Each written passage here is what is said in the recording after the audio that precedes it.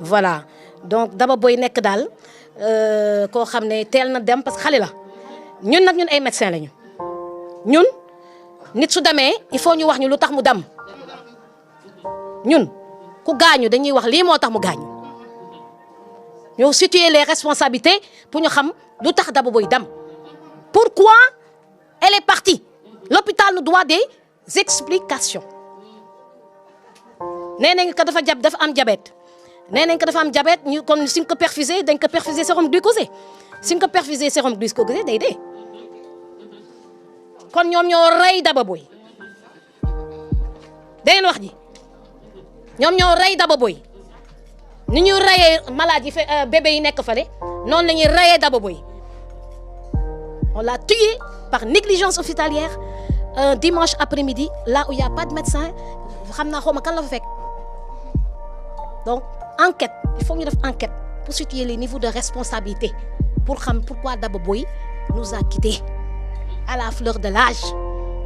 Soda nu mu ko juree man noonu laa ko juree te xam naa Soda mënu wax famille bi am na ko mu leen mën a waxal laajuma si kenn autorisation kenn je dis pourquoi Daba Boye est parti alors que am na ñetti jaar na si 3 hôpitaux le problème des hôpitaux de l'accueil hospitalier revient il y a un problème de prise en charge ñu génne ko bàyyi ko mu delluwaat këram après bi mu delluwaatee këram mu daanuwaat ñu jël ko au lieu ñu yóbbu ko principal wala Dantec wala tey ñu yóbbu ko Youssou Mbargane qu'est-ce qui s'est passé à Youssou Mbargane ba mu gën a chuté ba di buddi ay perfusion parce que buddi ay perfusion ça veut dire que dafa agité ça veut dire que lu ñu ko dugal si yaram bi antalu ko donc il faut faire une enquête et punir les personnes qui sont responsables de cet assassinat c'est ça le problème on a négligé une star on a négligé suñu doom kon duñ ko seetaan duñ ko maasale nii rek de aux oubliettes de on nous doit des explications. Est-ce que c'est pas trop tard pour le moment comme denc nañ ko ba pare pour ngeen mën a def autopsie pour lijjanti loolu. L'enquête peut être faite et situer les hôpital bu nekk dafay am bureau d'accueil ñiy gérer les soins xam nañu lu ñuy def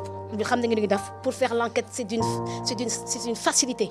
waaw c'est trop facile de faire cette enquête. waaw ñun waxuñu ay autopsie elle repose en paix à Touba on ne touche pas à son corps maintenant par contre pour enquête pour pouvoir savoir on l'a reçu bàyyi nañ ko mu génn jël nañ ko yóbbu ko Youssou Mbargane qu'est-ce qu'on l'a fait ba ñu trace yi dafay des ba ñuy bàyyi ko mu dem nag ñi ko xatee fanati encore Thiaroye pour dem carrément mourir là-bas donc il y a eu des problèmes de prise en charge évidente gis nga Sénégal on est tous en sursis muy Daba Boye muy man muy yow muy yéen ñi may seetaan ñun ñëpp on est en sursis santé bi la ñuy toppatoo dénk ñoo xam ne faalewuñu santé côté xaalis bi rek on va pas politiser cette affaire on va regarder la réalité en face de manière crue pour voir que les gens sont en train de mourir par défaut de prise en charge c'est tout voilà une diabétique qui a été mal prise en charge tuée dans les structures hospitalières et personne ne veut rien dire mais moi je dis non le problème de Daba Boye c'est un problème très sérieux qu'il faudra saisir le procureur de la République pour qu'il fasse une enquête pour voir ce qui s'est passé. Voilà. Ah wax naa ko ba pare man lu ma wax dama koy def dès demain on va s'occuper de ça parce que loolu war ñu ko bàyyi mu sedd c'est manquer de respect à Daba Boye parce que Daba Boye gaynde woon man gaynde laa dama ko coaché lu muy def yëpp maa ko def loo dégg nga wax ji kon du ma bàyyi mu sedd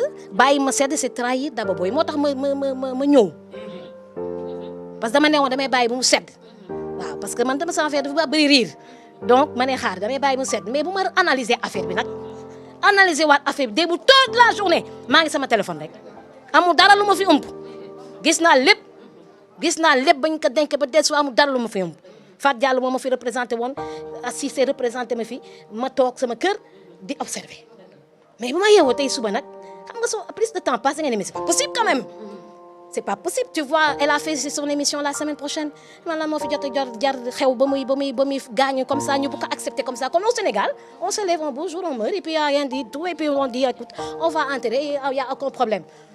On ne veut pas de ce Sénégal. On nous doit des explications, ces trois structures hospitalières. Dinañ def enquête, situer les niveaux de responsabilité, punir les personnes qu'on doit punir et dédommager la famille de Daba Boye parce que c'était un soutien de famille. Merci beaucoup.